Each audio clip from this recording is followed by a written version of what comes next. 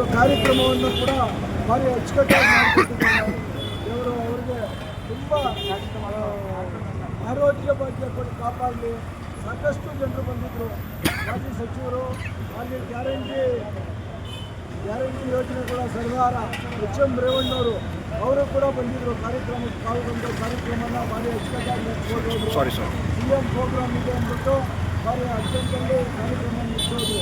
ದಲಿತ ಸಂಘಟನೆ ಲೀಡರ್ಗಳು ಡಿ ಮೂರ್ತಿಯವರು, ಬಾಲಕೃಷ್ಣ ಅವರು, ಹಾಗೂ ಮಾಧ್ಯಮದವರು ನಮ್ಮ ವೀರೇಶು, ಹಾಗೆ ನಟರಾಜ್ ಗೌಡ್ರು, ಆಮೇಲೆ ಜನಪರ ವೇದಿಕೆಯ ನಿಲೇಶ್ ಗೌಡ್ರು, ಸಾಕಷ್ಟು ಜನರು ಬಂದು ಹೋಗಿದ್ದಾರೆ.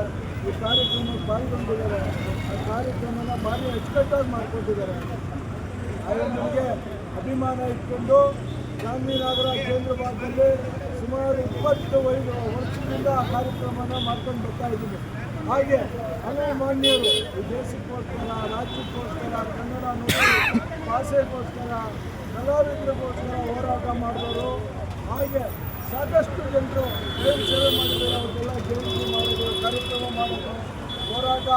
ನಮ್ಮದು ಕನ್ನಡದ ಭಾಷೆಯನ್ನೆಲ್ಲ ಭಾಷೆಗೋಸ್ಕರ ಯಾರು ಹೋರಾಟ ಮಾಡ್ತಾರೋ ಅವತ್ತು ಮಾನ್ಯರು ಹಿರಿಯ ನಾಯಕರಾದಂಥ ಅವರು ಕೂಡ ಸೇವೆಗಳು ಮಾಡಿಕೊಂಡು ಇವತ್ತು ಭಾರತವಾಗಿ ಏನಿವತ್ತು 55 ಅಂದರೆ ಬಾಯಣ್ಣ ಅಂತಂದರೆ ಒಬ್ಬ ದೇಶಭಕ್ತ ಹೋರಾಡ್ತಾರ.